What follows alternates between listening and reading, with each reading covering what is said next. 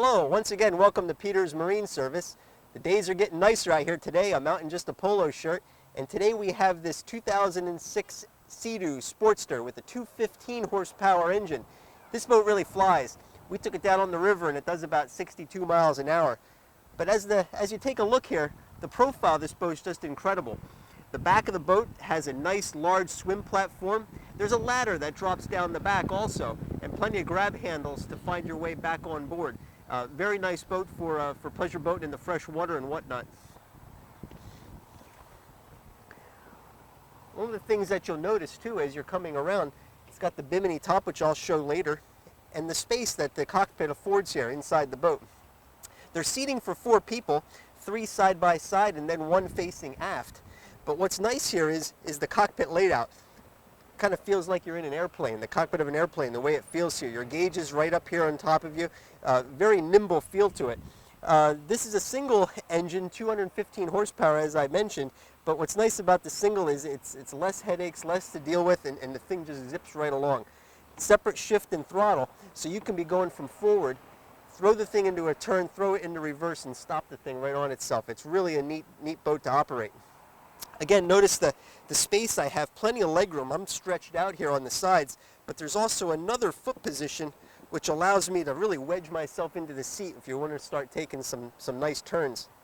12-volt receptacle located right here, so if you wanted to plug anything extra in like a spotlight or even your cell phone or whatnot, you can easily do that. And all your switches are here, from your bilge blower, your bilge pump, and your nav lights here as well. Like I said, all the system's easy to read. Push button start and stop. And on the side here, we also have an AM/FM CD player that's built right into the side. In the rest of the cockpit here, again, you'll notice the aft-facing seat. So if you happen to be pulling skiers or tubes, you got plenty of room here. You can easily look back behind you. The cockpit is all textured surface for a sure footing, and there's a drain that drains everything to the back where it goes out. Ski locker here. Now this particular boat, we got some extras that go with it, and we have them kind of stuffed in here, fenders and anchor and whatnot, but plenty of room for skis if you so wish to put that in. If you happen to be beaching the boat, easy to step out over the front of the boat, where you can see here nice steps for going up and down off the front of the boat. That's located here, and all of it features a nice textured surface. Plenty of storage in the boat also for a boat this size. You have these bins here that are very deep, easy to put lots of other gear and things inside there. Things you might want to keep dry too, because it's got this nice gasket that comes around. On this side over here, oh, and these are lockable by the way, this side here is also lockable, with again more storage down inside here. And you don't have to take a look, but you can kind of, it's very deep.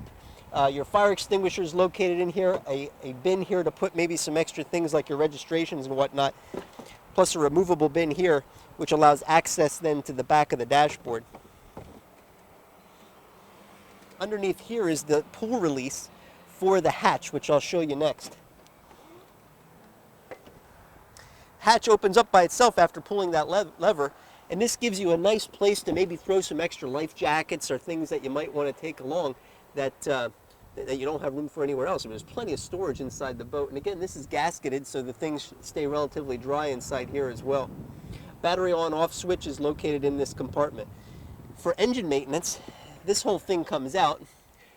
For display purposes here, I'll just hold it up to get an idea, but it's a supercharged Rotax engine. As I mentioned, 215 horsepower. Exceptionally clean inside here. You can see it's well maintained. I can't imagine there's many hours on this setup at all. Batteries located in here, and this is a closed-cooled system, so it's got its own coolant that you're not sucking in seawater for the cooling on this particular engine. So that's a nice setup too. If you happen to be going in salt water and places like that, your stern lights positioned back here also nice and out of the way.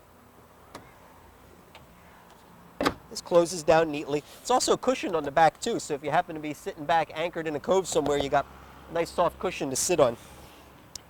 If you're pulling those skiers or tubers that I mentioned, here's your ski tow pylon. Comes right up out of the boat here, so now you have a place to be able to pull those wakeboarders, skiers, or tubers right from here. The stereo sports some speakers right here, nice and easy to hear because it's right at your ears here. Also, your Bimini top. This is on the boat here, stows in this position, and it also is in outstanding condition. Everything looks really good on this boat. The gel coat, even the keel, I took a couple of pictures of that too, so if you have any questions about that, let us know.